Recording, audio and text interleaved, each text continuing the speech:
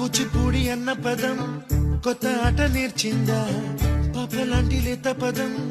పాఠశాలగా కూనలమ్మ జానపదం పల్లె దాటి వచ్చిందా చవళిల జానతనం పాట చూపగా కుంచెలో దాగే చిత్రాలు ఎదురొచ్చేలా అంతటా ఎన్నో వర్ణాలు మంచులో దాగే చైత్రాలు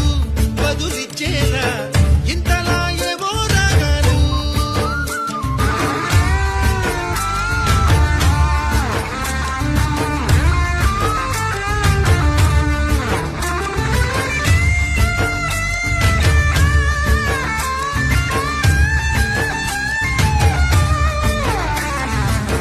ఆకతాయి సందడిగా